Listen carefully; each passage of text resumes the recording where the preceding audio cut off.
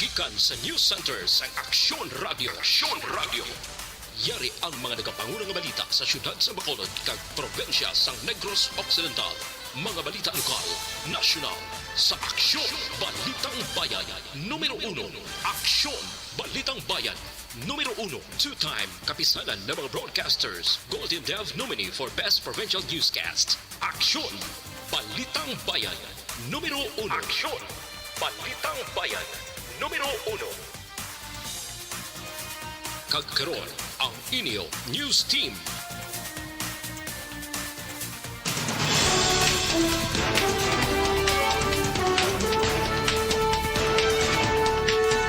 Sa mga nagapangunang mga pangulong dinalan sa mga balita lokal, special non-working day gindeklarar sa siyudad sang Talisay karon nga adlaw. Lalaki nga may nervous breakdown patay matapos maglumpat sa Roro vessel.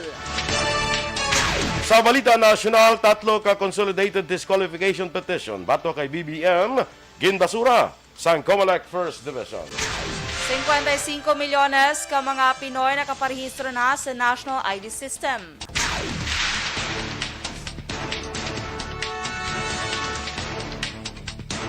Maayong aga Bacolod, maayong aga bilugabahin sa Western Visayas. Karon nga daw Biyernes, Pebrero 11, 2022. Ang inyong news team, Aksyon Dorel Cabal. Kagaksyon Boy Duran, ang mga balita lokal pagkatapos lamang sa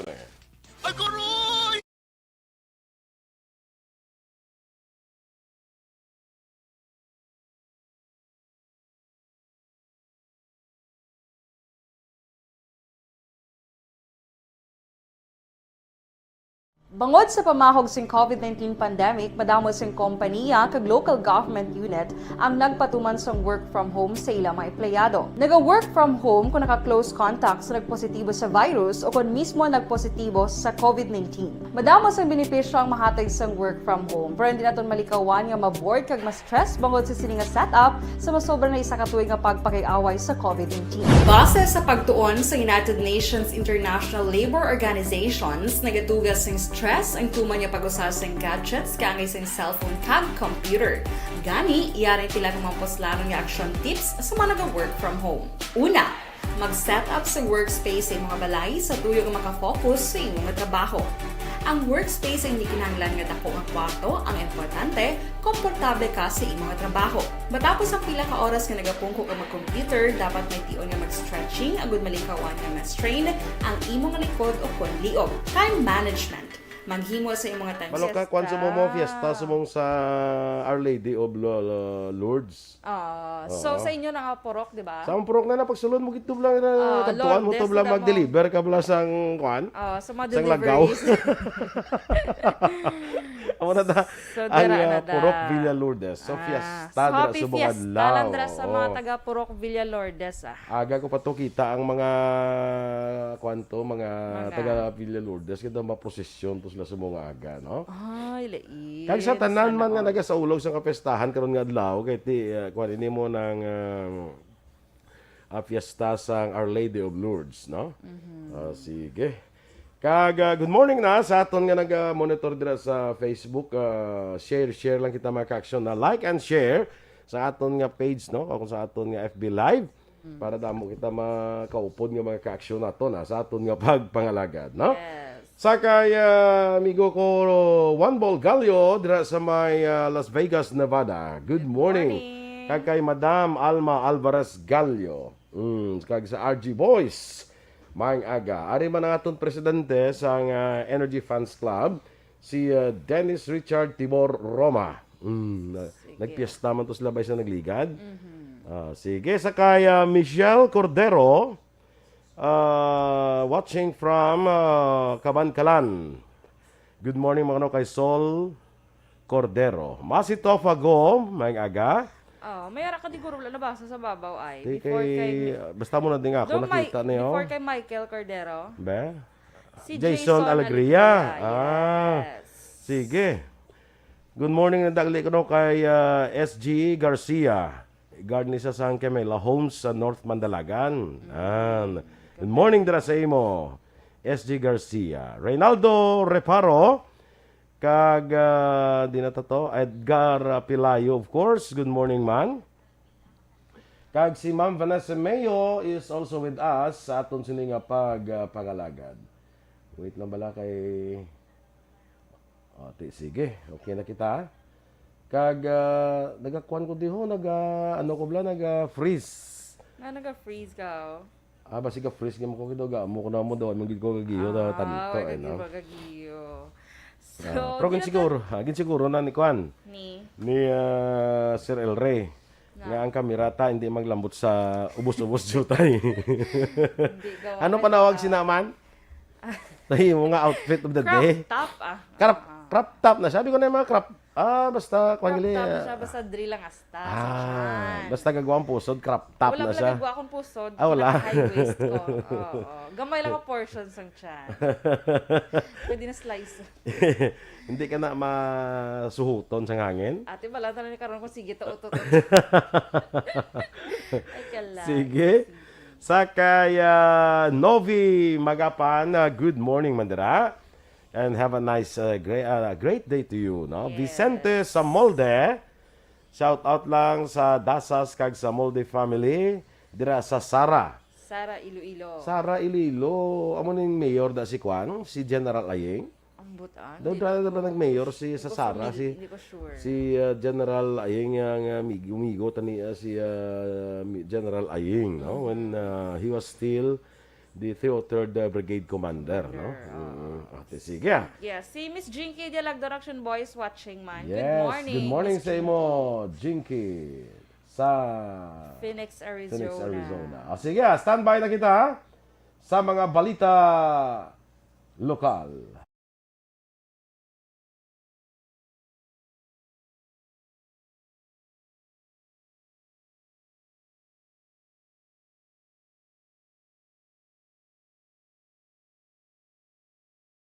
Bangod sa pamahog sing COVID-19 pandemic, madamo sing kompanya kag local government unit ang nagpatuman sang work from home sa ilang mga empleyado. Naga-work from home. Balitang Bayan, numero 1.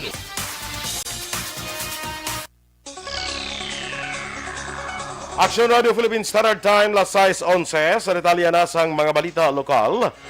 Indeklarar ni Presidente Rodrigo Duterte nga special non-working day sa siyudad Santa Lisay sa karong adlaw Pebrero 11. Sa Proclamation number 1298 napitsahan Pebrero 8 tuig 2022 nga pirmado ni Executive Secretary Salvador Medialdea, special non-working day ang Pebrero 11 sa Talisay kadungan sa pagsaulog sa ika-24 nga charter anniversary sa siyudad. Samtang special non-working day man sa siyudad Sambago sa Pebrero 19.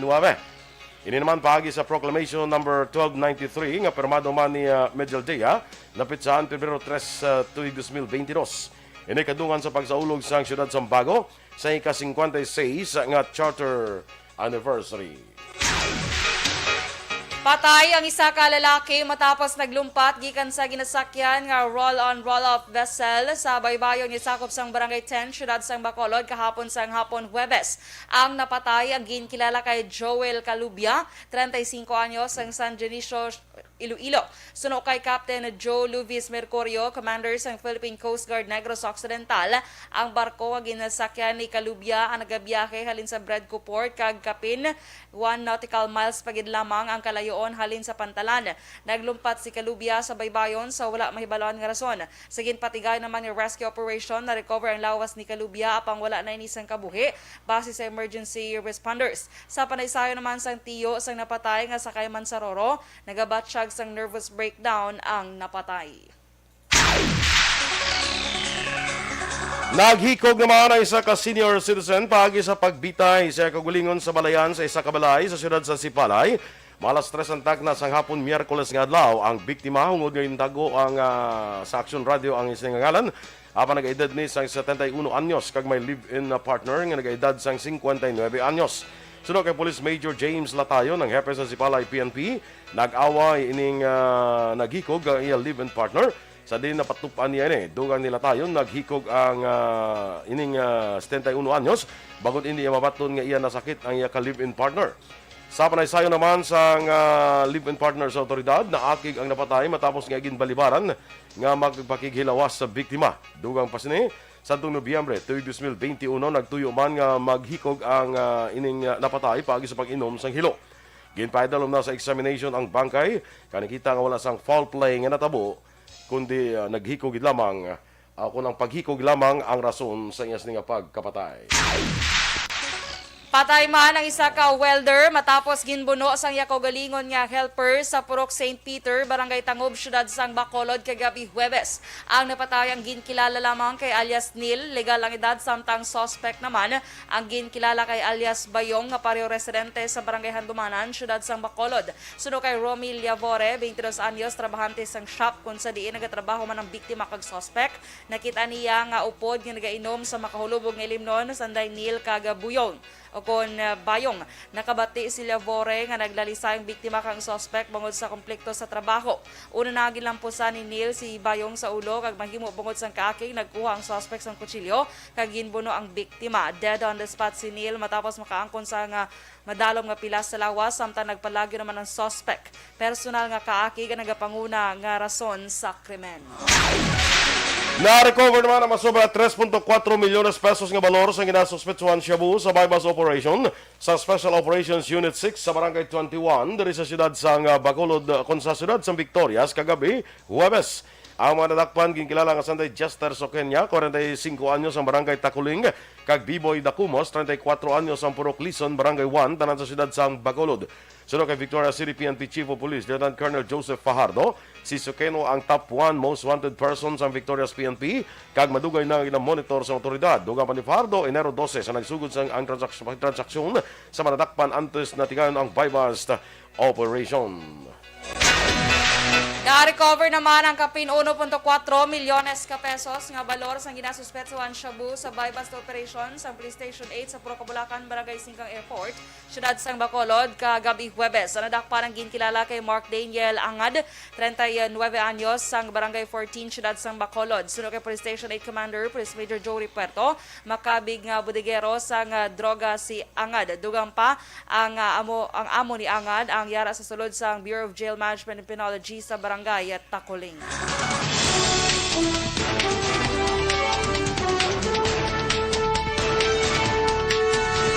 Tatlo ka consolidated disqualification petition bato kay BBM ginbasura sang COMELEC. Samtang 55 milyones ka Pinoy nakaparehistro na sa National ID System.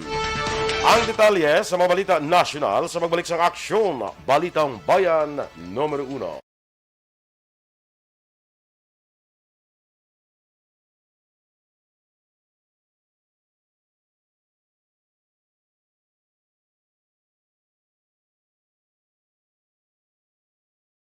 Bangod sa pamahog sing COVID-19 pandemic, madamo sing kompanya kag local government unit ang nagpatuman sang work from home sa ilang mga empleyado. Naga-work from home kung naka-close contacts na nagpositibo sa virus o kung mismo nagpositibo sa COVID-19. Madamo sang benepisyo ang mahatag sang work from home, pero hindi naton malikawan nga ma-bored kag ma-stress bangod sa sini nga setup sa masobra na isa ka tuig nga pagpakiaway sa COVID-19. Base sa pagtuon sa United Nations International Labor Organizations, nagatugas sing stress ang tuman niya pag-usar sa gadgets kangay sa cellphone kag computer. Gani, iyaray tila ng mga poslano nga action tips sa mga nag-work from home. Una, mag-set up sa workspace sa mga balay sa tuyo nga makafocus sa imong trabaho. Ang workspace ay hindi kinahanglan nga dako nga kwarto, ang importante, komportable ka sa imong trabaho. Matapos ang pila ka oras nga nagapungko ka mag-computer, dapat may tion nga mag-stretching agud malikawan nga ma-strain ang imong likod o konliog. Time management. Manghimo sa imong mga time schedule kag mga talapuson nga trabaho para mangin organisado. Magkaon sa husto nga tion, labi na ang pamahaw kag pilion mapagkaon nga maka-boost sa imong memory, concentration kag alertness kaangay sa pumpkin seeds kag dark chocolate. Kung mayara sa mga online meetings, advance sa ipahibalo sa imong mga upod sa balay, agud malikawan ang mga disturbo. Ang pigaw nga internet connection ang makatugas sa stress, gani ipreparar ang backup kaangay sa ibang nga network na may maayong signal para sa mobile data. Take a few breaks. Ini sa tuyo nga hindi mag-train ang imong brain, maghampang sa imong pet o kon magpamati sa music. Sa tion nga may concern kag problema, ipabalo sa imong team leader o kon sa boss para masolusyonan. Sa work from home nga setup, ikaw ang may uyat sa imong nga oras. Makasave ka sa plete, makasave ka sa pagkaon, makasave ka sa kwarta, kag makaupo no pa ang imong pamilya. Ang work from home ay may madamo nga hangkat, pero mas madamo sa gihapon ang mahatag nga benepisyo. Ini si Action Dorel Cabato para sa Action Tips, una sa balita, una sa aksyon sa Bacolod, Aksyon Radio. Bangon!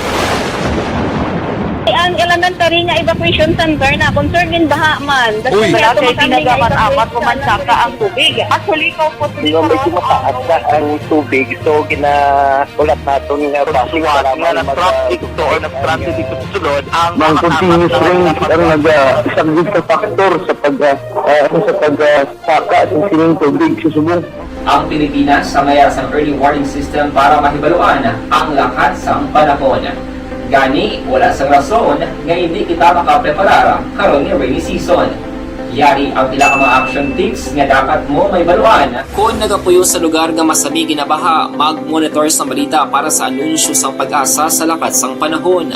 Isa sa pinakapos nga pamaagi para malikawan nga magsulod ang baha sa balay, among paggamit sang sandbag. Ang sandbag ang isa kasakong nga may unod nga balas nga pwede ibutang sa pertahan o kung ginaagyan sang tubig para temporaryo nga makontrol ang pagsulod sang tubig sa inyong nga balay. Antes naman ng rainy season, dapat nakapreparar ka na sang pagkaon, flashlight, pito, kandila, hygiene kit, power bank, transistor radio, importante nga mga dokumento, kag iban pa nga kinahanglanon. Ini ang dapat isulod sa go bag nga dapat ibutang sa isa ka lugar nga mapus kuhaon sa tion nga kinahanglan nga mag-evacuate. Sa tion sang pagbaha dapat butangan sang tape ang saksakan sang mga outlet kag ibutang sa mataas nga mga lugar ang appliances. Kunyara sa evacuation center, dapat man nga ipatuman ang minimum health protocol, face mask, face shield kag social distancing batok sa COVID. Sa panahon sa tigululan, dapat man proteksyonan ang ikaayong lawas batok sa pila ka mga masakit, kang isang dengue, leptospirosis, cholera, typhoid fever, hepatitis A. Nagpanugyan man ang DOH kay pabili ng proper hygiene kay pag-inom sang limpyo nga tubig. Lutuon sang gusto ang pagkaon para malikawan ang contamination. Maghugas sang kamot. O sige, good morning na dira, liwat, mga ka-aksyon. Liwat share, kung kita, like and share sa aton nga FB Live, okay? Good morning dira sa kay Rick Dichoso. Kag sa tanan nga taga Sarabia, kung kita mo Action Doors, kung di na tanam, Dali lang. Sino to gani? Si Rick Dichoso, yes, tapos yes. si Miss Jinky Gelagdon. Good morning, Miss Jinx. And thank you so much sa 100 stars. Kaga good morning lang kay Mr. Beboy Villasor, kay Ma'am Vanessa Mayo, and Doc Matt Mayo, kay hindi ko na mabasa ang sugpon. But doon nabatian ko kay do birthday ni ni Mr. Beboy Villasor. Bala mo? Ay, gali? Doon nabatian ko gina. Not sure lang. Tingnan birthday, kung di happy birthday sa kay Beboy Villasor. Happy birthday. Kay Ma'am Lily King. Oy, kumusta ka na, Miss Lily King? Yes, Ma'am Lily. Miss Lily. Saan ka na mga pauli? Kaya hindi ba, this month? Sininga mo. You remember, ang ining month is only until the 28th. Gandad line. Deadline. Kaya isa na sunda. Kay Consoling, sina Valientes Hernandez. Hernandez. Good morning. Sige. Kay Raymond Banankil Medes, good morning man. Dara sa Maya Sitio Alolong, Barangay Buenavista. And Ma'am Van, Vanessa Mayo, good morning Ma'am Van. Happy Friday sa inyo to all ARB. Thank you so much Ma'am Van sa 100 stars. May sugpon pa? Hindi ba? Yes, watching from my new BFF, ang Infinity Body niya. Ang bago nila nga salakyan. Bago nilang car. Saan sila mapuli to man? Kaya excited ako sa dalo nila nga ang daan na nila bla. Kay Judanya Sarmiento Puig Lazaro, good morning man. Kay Ruby Fukihara, Mayang aga, morning, ohayo gozaimasu, no? Alfonso Bionson Molinos, watching from Fabrica, Sagay City. Good morning. Alex Fuentes, of course. Erla Vega, kag dira kay Lulit kag Joe Di Alagdon. Sa ilan ni Kirina Villaflor dira kay sa pamilya ni Miss Jinky dira sa may DSB no kay nagakuan man din sa ako naga-Seymour man no. Thank you gid sa 100 stars, another 100 stars. Rona Rida Trava kag Ray Baryoga. Oy, good morning sa akon dira amiga my BFF Maria Rica Yulo Bailon. Yes, good morning. Watching now. Sige, good morning man sa imo Rick. Basi makakita na ita karon Kay may classmate pala na mundo. I think ilubong sa mga Good bla bla. morning, Migo Nuts. Nagabago ni sa amin. Sige, go. Kaya, uy, ara si Nang Nel ni Realista. Yes, Good morning, oo. Nang Nels. Nelly Nels. Realista. Yes, si Market Tribe. Good morning man. Kimpo Yulo, Gustilo and Yulo family. Good morning sa inyo. Kaya, always listening is la ko no. Weng Yulo, good morning man. Kag ginagreet man ni Weng Yulo si Kimpo Yulo. Uy, wong ganang recruit siya. Na mo siya fans. Kay John Alin Ninyal di Cripito, good morning man. Kay papa niya sa inigaran ko Roger Ninyal, kag sa iya mga utod. Kay Felix Gart, good morning man. Naga-monitor siya samtang nagasakay sa Roro. Sige. Mayroon nga pag-biyahe. Halong gid. Kay John Alininyag di Cripito, good morning. Kay Utik Amilanan, Wilma Nipunan, Gamelong family, good morning. Kay Sir Milili Oligo, good morning man sa imo. Kay Miss Rona Rigida Trava, good morning. Tamyaw niya lang si Tatay Teddy Rigida. Mary Grace Crisostomo, Leo Pil, Baby Ryan or Rin, kag Tessie Galon. Good morning man. Thanks kuno. Sige, you're welcome. Hi, Ma'am Andrea Amanda Jaime drama ang aga kag Ma'am Luing Melos. Good morning. Okay na kita? Yes. Thank you Ma'am Van sa Si additional Kuan gali stars. si Ma'am Andrea Amanda Jaime kag sakay Ma'am Luing Melos. Salamat man for being with us. Sino pa gito? Yes. And additional stars ni Ma'am Van. Actually, Yes. 100 stars. Kaya Salamat, nag-party Ma'am Van. stars na. Nag-party stars na kita. Sige, standby na kita sa mga balita national.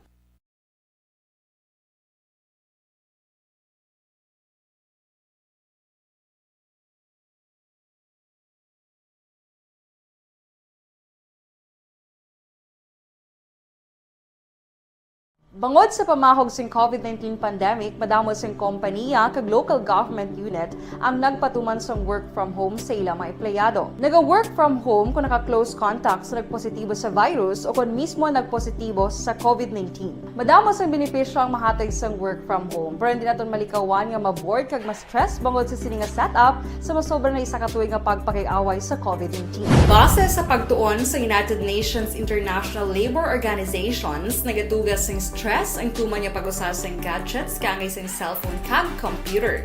Gani, iyaring pila ng mga poslarong nga action tips sa mga nag-work from home. Una, mag-set up sa workspace sa mga balay sa tuyo nga makafocus sa imong trabaho. Ang workspace ay hindi kinahanglan nga dako nga kwarto, ang importante, komportable ka sa imong trabaho.